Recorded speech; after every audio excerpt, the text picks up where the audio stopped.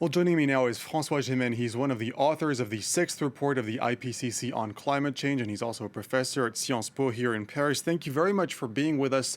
Let's begin with Pleasure. that power changeover in Australia. The Liberals losing seats because voters chose more climate conscious candidates. What's your take on this? I think it's an important change. We need to realize that the government of Scott Morrison for the last 10 years has been a key obstacle to international cooperation on climate change. So we can definitely hope that there will be some significant change in Australia's climate policy, but also in Australia's diplomacy in the coming mandate of Prime Minister Albanese.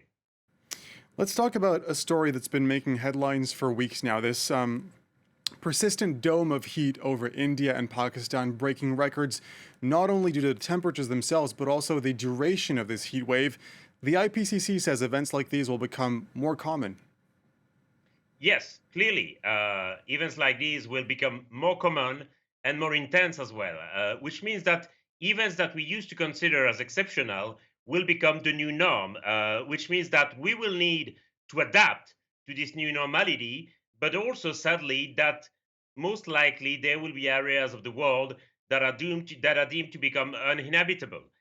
Clearly, if temperature exceeds 50 degrees Celsius for a long period of time, the vital functions of the human body can no longer perform, and therefore there is a real risk that regions like that could become uninhabitable.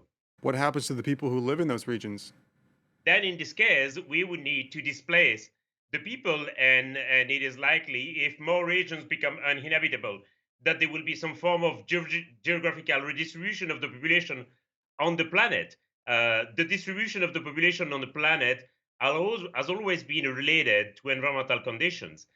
We are clearly on the eve of a major environmental transformation, so most likely there will be another redistribution of the population. And interestingly, Prime Minister Albanese, whom we just mentioned, was one of the first politicians to address this issue already in 2006 when he was Shadow Minister for the Environment.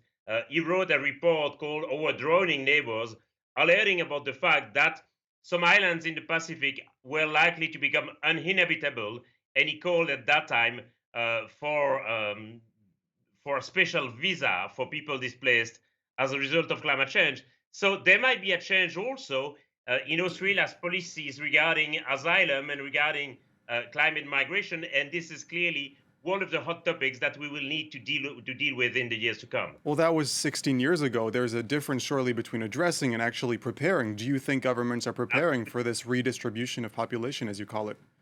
Well, we will need to see, and clearly, this is not only a matter for the islands in the Pacific, that's also a matter for South and Southeast Asia, which are also neighbors to Australia and which are also potential source of immigration to Australia. So we will see what will be the next steps taken by Anthony Albanese. Also Mhm. regarding asylum, we know that Australia has a very tough asylum system with an extraterritoriality when it comes to asylum processing. Mhm. We'll see if this is likely to change, and we'll see if he's ready to implement the recommendations he made himself in a report 16 years ago.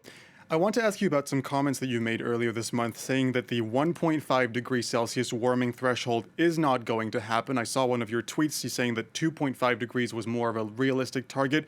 Why are we still telling people that the goals set by the Paris Climate Accord are still achievable when we know that we'll go beyond that? Because I'm afraid that any politician who would admit that the goals of the Paris Agreement are now out of reach would appear as admitting defeat, and no politician is ever willing to admit defeat. The problem is if we are not realistic about this, if we are not realistic about the fact that we will exceed 1.5 degree and certainly 2 degree as well, we will not prepare for the consequences of climate change, and this could have dramatic consequences if we are not prepared.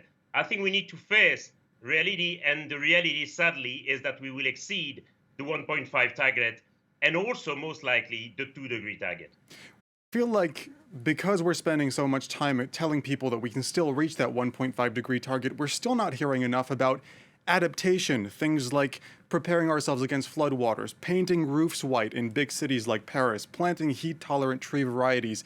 Isn't this dangerous to not be focusing on adapting and making people believe that if we do enough, we will be able to avoid all of these consequences?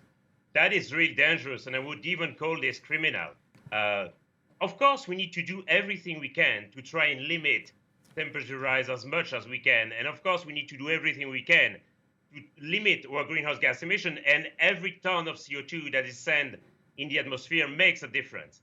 But at the same time, we need to prepare for adaptation, and we need to implement the measures that you've just mentioned and a few others. It's not about either we reduce greenhouse gas emissions or we adapt to the impacts of climate change.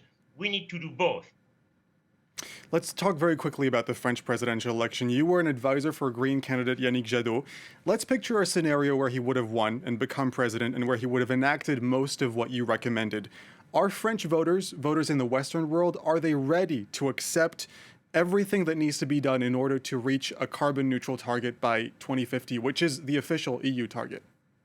Clearly not. I don't think that the voters are ready for that. And I don't think that when government leaders made the pledge for the Paris objective, I don't think that they realized exactly what this implied. And now that we realize what this implied, not that the IPCC tells us that if we want to achieve these objectives, we will need to cut greenhouse gas emissions by 43% by 2030, I'm afraid that voters are not ready to do what it would take to achieve these objectives. And that is probably one of the reasons why the Green candidate fared so poorly in the elections. François Gemenne, fascinating conversation, but unfortunately that's all the time we have. You are, again, one of the authors of the 6th report of the IPCC on climate change and also a professor here at Sciences Po in Paris. Thank you very much for your time. We appreciate it. Thanks a lot. Thank you.